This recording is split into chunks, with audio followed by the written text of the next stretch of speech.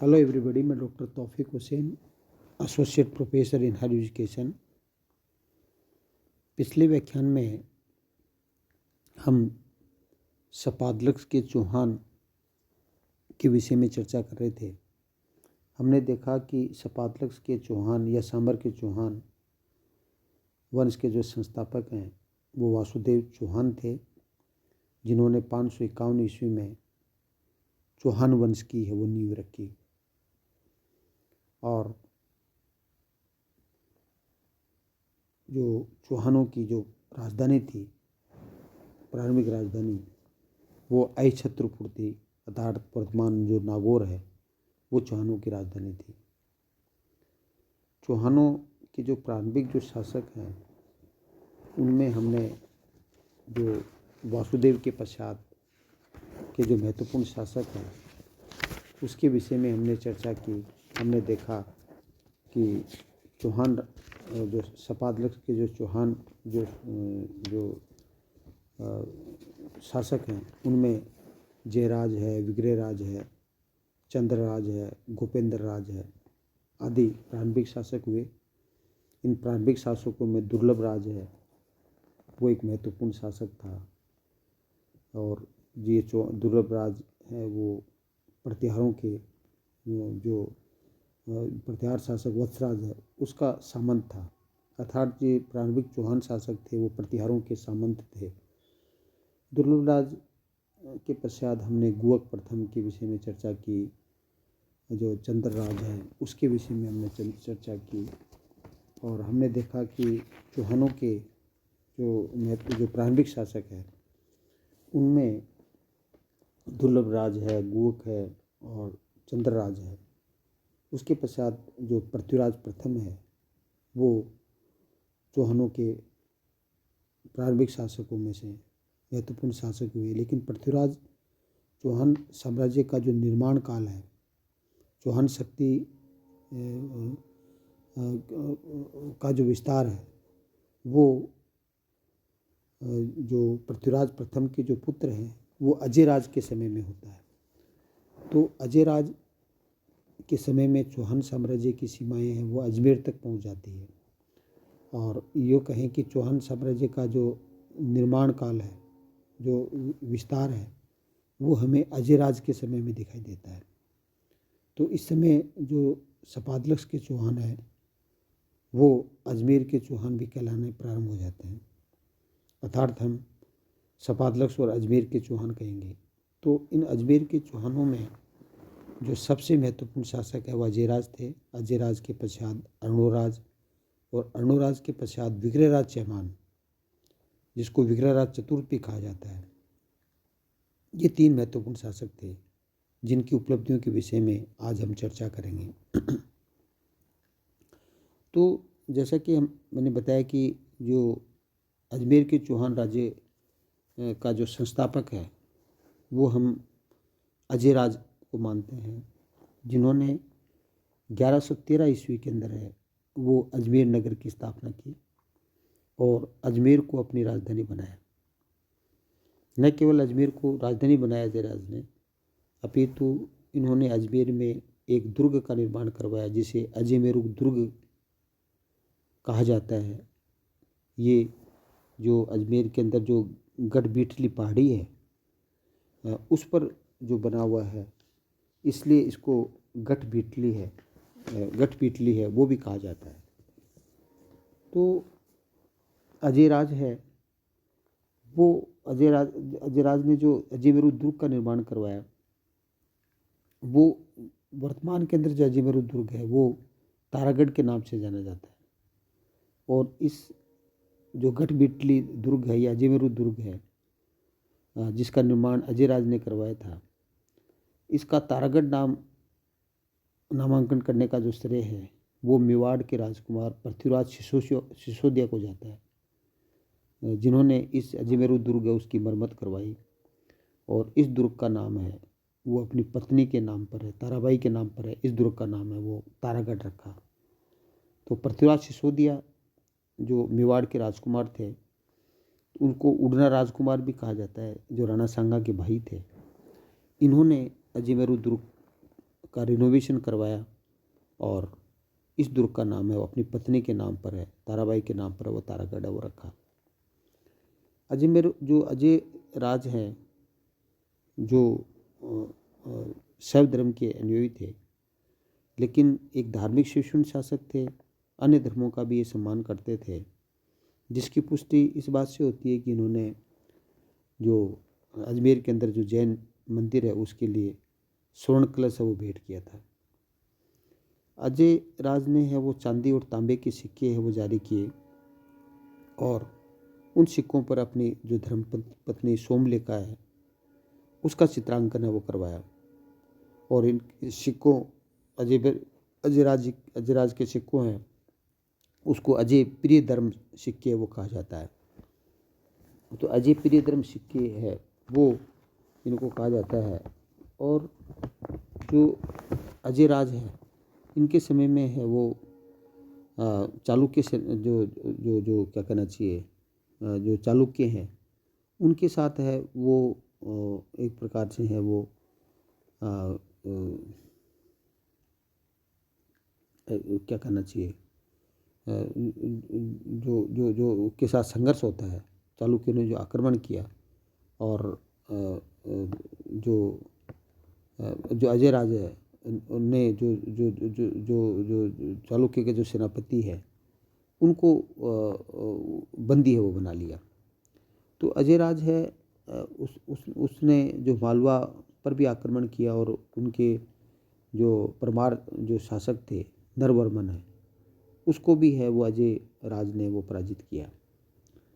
और ऐसा कहा जाता है कि जो मालवा के जो शासक नरवर्मन को जब पराजित किया उस समय उन्होंने जो 3 राजाओं का है वो वध भी किया, जिनको चाचिंग है, सिंगुल है और यशोराज है वो कहा जाता है। तो पृथ्वीराज विजय के लेखक जो ज्ञानक तो यहाँ तक उल्लेख करते हैं कि जो अजय राज है उन्होंने गजनी की सेना को भी है वो पराजित किया, लेकिन इसके स्पष्ट प्रमाण है वो हमें नहीं मिलते हैं। तो अजयराज जो है वो जैसे मैंने आपको बताया कि जो धार्मिक शिक्षण शासक थे, कुल शैव धर्म के अनुयायी थे, लेकिन इन्होंने जैन धर्म और वैष्णव धर्म है को भी उचित सम्मान दिया और अजमेर के अंदर है वो जैन मंदिर बनाने की वो आज्ञा दी। तो अजयराज का जो काल है वो चौहान साम्राज्य का निर्माण काल है के नाम से वो जाना जाता है, क्योंकि इसके काल में है चौहान साम्राज्य का है वो जो विस्तार हुआ और एक तरह से अजयराज है वो 1130 के अंदर है वो अपने पर जो अजमेर के प्रशासन की जो जिम्मेवारी है उत्तरदायित्व है वो अपने पुत्र है अनुराज है उसको सौंप करके वो पुष्कर चले जाते हैं। और जब अनुराज जो अजयराज है उसके पश्चात है वो 1133 के अंदर है वो अर्णोराज है जिनको अन्नाजी भी कहा जाता है वो शासक बनते हैं और जो अर्णोराज है वो 1133 से 1155 तक है वो शासन करते हैं। तो जो अर्णोराज है उसके समय में ऐसा कहा जाता है कि जो तुर्क है वो अजमेर तक पहुंच गए थे और इन्होंने एक तरह से है उनको पराजित किया और अर्णोराज ने मालवा के नरसिंहवर्मन को पराजित किया। तो एक तरह से इन्होंने दिल्ली तक भी अभियान किया और इनके समय में क्या है कि जो चालुक्य वो शक्तिशाली हो गए थे और जो चालुक्य से जो शासक हैं वो अपने साम्राज्य की सीमा में विस्तार करना चाहते थे। तो चालुक्यों के साथ है वो चौहानों के संघर्ष है वो प्रारंभिक काल से चल रहे थे, लेकिन जो अर्णोराज है उन्होंने जो चालुक्य शासक है वो जय सिंह सिद्धराज है उसको 1134 के अंदर वो पराजित किया और न केवल चालुक्य शासक जय सिंह सिद्धराज को अर्णोराज ने वो पराजित किया अपितु जय सिंह सिद्धराज की जो पुत्री है कांचन देवी है उसका विवाह वो भी है वो अर्णोराज ने अपने साथ है वो किया। और अर्णोराज है लेकिन जो चालुक्य शासक जो कुमारपाल है उसने है वो अर्णोराज को है वो माउंट आबू के युद्ध के अंदर है वो पराजित कर दिया। तो अर्णोराज है उन्होंने न केवल एक अच्छे सेनापति थे, अपितु एक ये हम कहें कि जो उनका जो एक तरह से जो जो सेनापति के साथ साथ है, उन्होंने अनेक निर्माण कार्य भी वो करवाए। और ऐसा कहा जाता है, ऐसा उल्लेख मिलता है कि इन्होंने अजमेर के अंदर जो आना सागर झील है उसका निर्माण अर्णोराज ने करवाया। और आना सागर झील के किनारे जो सुभाष उद्यान है, जिसको दौलताबाद है वो कहा जाता था, वर्तमान में जिसको सुभाष बाग कहा जाता है, उसका निर्माण है वो जहांगीर ने करवाया था। और वहाँ बारादरी का निर्माण है वो सांझा ने करवाया। और ऐसा उल्लेख मिलता है कि ये जो आना सागर झील है जिसका निर्माण अर्णोराज ने करवाया, उसी के किनारे पर है वो जो अस्मत बेग है, उसने नूरजहाँ की जो माँ है, उन्होंने गुलाब की तरह उसका आविष्कार किया। तो अन्ना जी है या अर्णोराज है, उन्होंने पुष्कर के अंदर वराह मंदिर है उसका निर्माण भी करवाया। और एक तरह से हम कहें कि जो अर्णोराज है उन्होंने जो जो जो जो जो एक तरह से चालुक्य के साथ है वो संघर्ष किया, लेकिन कुमारपाल के हाथों वो पराजित हो जाते हैं। और ऐसी स्थिति के अंदर है वो अर्णोराज का जो पुत्र है जगदेव है, वो अर्णोराज की हत्या कर देता है। और जगदेव को है वो चौहानों का जो प्रथम पितृहंता शासक है वो कहा जाता है। और इन्होंने 1155 से 1158 तक है वो चौहान वंश की बागडोर है वो संभाली। और इसके पश्चात है जो जगदेव है, वो जगदेव के जो प्रसाद है वो उसका जो भाई थे विग्रहराज, वो एक प्रकार से क्या है कि जगदेव की हत्या कर देते हैं। इसके छोटे भाई थे विग्रहराज, मतलब कहना का तात्पर्य कि जो अर्णोराज है उसके जो पुत्र विग्रहराज है वो विग्रहराज चतुर्थ के नाम से है वो शासक बनते हैं। और 1158 से 1163 के बीच में है वो ये शासन करते हैं। तो जो विग्रहराज जो चौहान है, जिसको विग्रहराज चतुर्थ भी कहा जाता है, वो एक प्रकार से हम कहें कि इनका काल चौहानों का स्वर्णकाल है के नाम से जाना जाता है, क्योंकि इनके काल विग्रहराज के काल में चौहान साम्राज्य का जो विस्तार है वो दिल्ली तक हो जाता है। और जिसकी पुष्टि हमें जो शिवालिक अभिलेख है दिल्ली के अंदर जो मिलता है उससे हमें मिलती है। तो जो विग्रहराज है जो क्या कहना चाहिए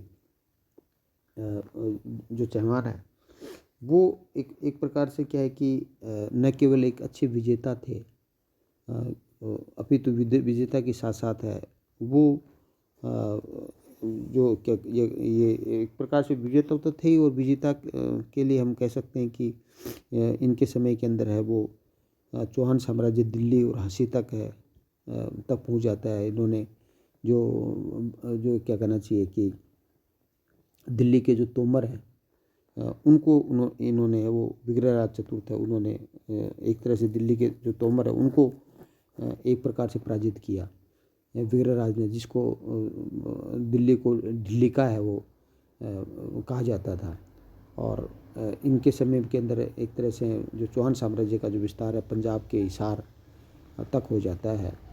और इन्होंने जो अपने जो परंपरागत शत्रु है जो विग्रहराज चतुर्थ है, उन्होंने परंपरागत शत्रु जो चालुक्य है उसको पराजित किया। और चालुक्यों से जो पाली, जालोर और नागौर है के प्रदेश है वो छीने। और जैसा कि मैंने बताया कि विग्रहराज चतुर्थ ने बधानकों है उसको भी पराजित किया। तो ऐसी स्थिति में विग्रहराज जो चौहान है उसकी साम्राज्य की सीमा है वो शिवालिक की पहाड़ी है, सहारनपुर है, उत्तर प्रदेश तक फैल जाती है। और एक तरह से विग्रहराज चतुर्थ न केवल एक महान विजेता था अपितु साहित्य प्रेमी भी थे, और ये विद्वानों के आश्रयदाता भी थे, एक अच्छे कवि थे, एक अच्छे लेखक थे। और इन्होंने जो संस्कृत भाषा है उसके अंदर, जैसा कि मैंने आपको बताया कि संस्कृत के अंदर है वो विग्रहराज चतुर्थ ने है वो हरिकेली नाटिका है उसकी रचना की।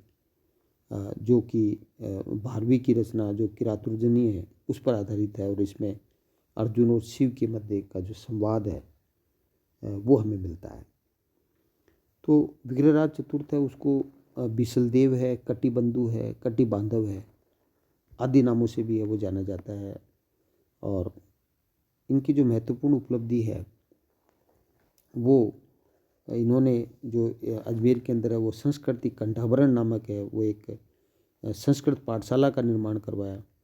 और जैसा कि आप जानते हैं कि वर्तमान में यही पाठशाला है वो 2.5 दिन के झोपड़े के नाम से जानी जाती है, क्योंकि इस पाठशाला को कुतुबुद्दीन ऐबक है उसने तुड़वा दिया और एक मस्जिद के रूप के अंदर है वो परिवर्तित कर दिया इस पाठशाला को। तो इस ये जो पाठशाला है उस पाठशाला के पर है वो चयमान प्रशस्ति है वो हमें मिलती है। और जो जो जो विग्रहराज चयमान है, जैसे मैंने आपको बताया कि उसमें हरि के लिए जो नाटक है जो नाटिका है उसकी रचना की। और ये हरि के लिए नाटिका है वो न केवल इससे 2.5 दिन के झोपड़े की शिला पर उत्कीर्ण हमें मिलती है, अपितु एक प्रकार से जो राजा राम मोहन राय है उनका जो बिस्टिल के अंदर स्मारक है वहाँ पर भी है वो ये चयमान प्रशस्ति है वो हमें देखने को मिलती है। तो विग्रहराज चयमान है उसकी एक महत्वपूर्ण उपलब्धि ये भी है कि जो धर्मघोष सूरी थे उनकी सलाह पर है विग्रहराज चतुर्थ है उन्होंने अपने साम्राज्य के अंदर है वो एकादशी के दिन है वो पशु हत्या पर है वो प्रतिबंध वो लगाया। तो विग्रहराज चयमान को जो कटि बांधव और कवि बांधव है की जो उपाधि है वो जानक भट्ट है ने प्रदान की। और इन्होंने न केवल एक प्रकार से जैसे मैंने आपको बताया कि संस्कृत पाठशाला का निर्माण करवाया, अपितु इन्होंने जो बिशरपुर बांध है का निर्माण भी करवाया और वहाँ पर है वो शिव मंदिर का निर्माण भी है वो करवाया। तो जो किलहोर्न है वो विग्रहराज चयमान की उपलब्धियों के कारण से इनकी तुलना कालिदास और भभूति से है वो करते हैं। तो विग्रहराज चतुर्थ है वो न केवल स्वयं एक ऐसे अच्छे साहित्यकार थे, विद्वान थे, अपितु ये विद्वानों के आश्रयदाता भी थे। और इनके समय के जो प्रसिद्ध जो कवि थे सोमदेव है उन्होंने वो जो ललित विग्रहराज है वो नाटक है उसकी रचना की।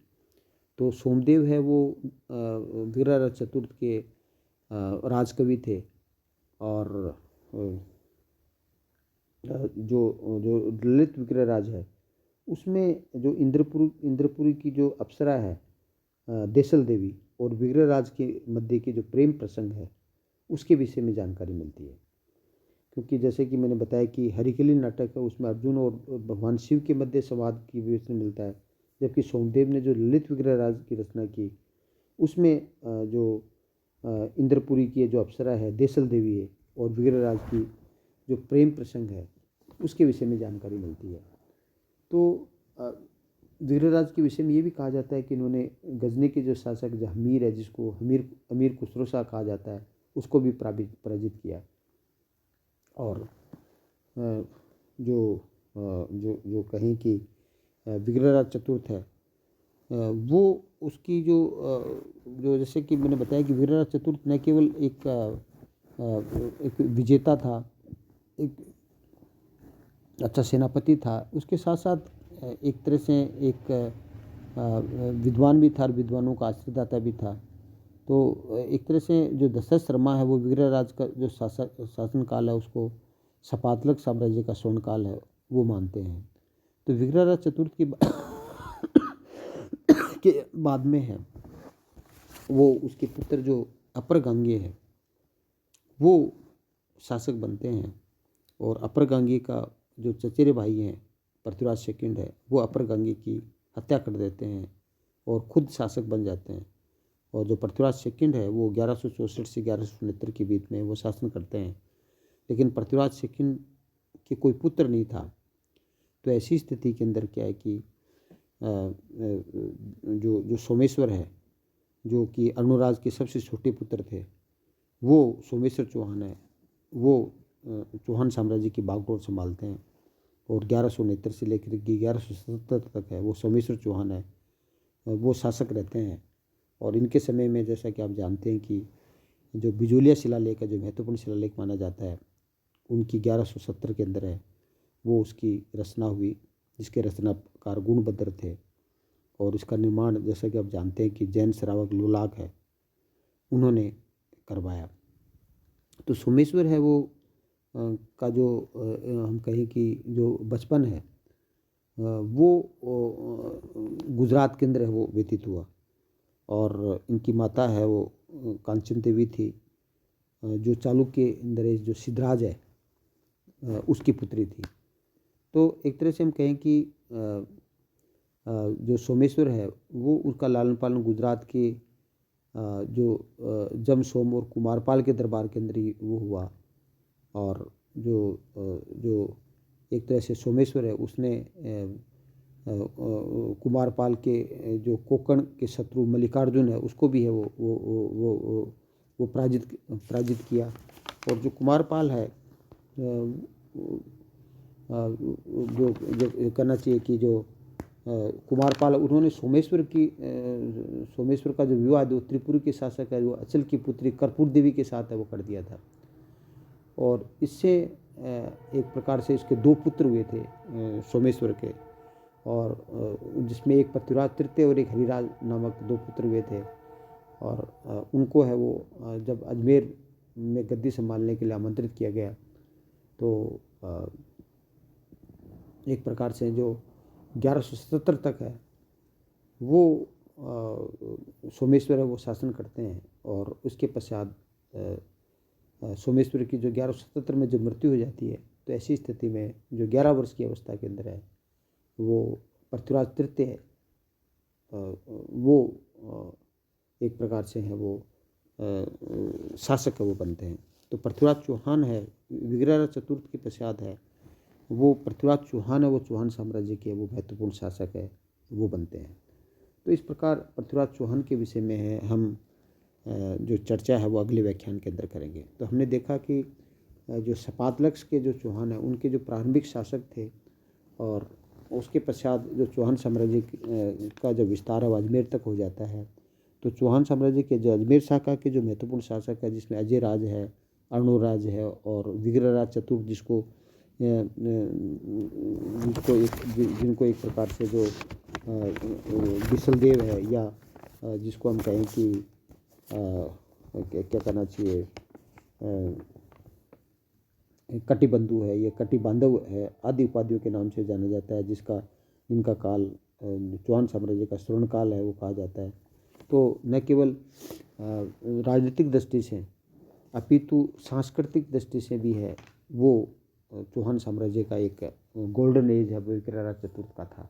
और इसके पश्चात में चौहान साम्राज्य की जो अंतिम महत्वपूर्ण शासक हैं वो पृथ्वीराज चौहान थे, जिन्होंने है वो तुर्कों के साथ है वो लोहा लिया। और आप देखेंगे कि तराइन के प्रथम युद्ध के अंदर 1191 में मोहम्मद गोरी को उन्होंने पराजित किया, लेकिन द्वितीय युद्ध के अंदर है वो स्वयं पराजित हो जाते हैं। और इसी के साथ चौहान साम्राज्य जो अपनी वीरता शौर्य के साथ है के नाम से है वो जाना जाता था, उसका अस्तित्व समाप्त हो जाता है और भारत में तुर्की साम्राज्य की स्थापना का मार्ग है वो प्रशस्त हो जाता है। तो पृथ्वीराज तृतीय जो चौहान साम्राज्य के सबसे प्रसिद्ध शासक है, जो अंतिम महत्वपूर्ण शासक के नाम से जाने जाते हैं, उसके विषय में हम अगले व्याख्यान में चर्चा करेंगे। Thank you. जय हिंद, जय भारत।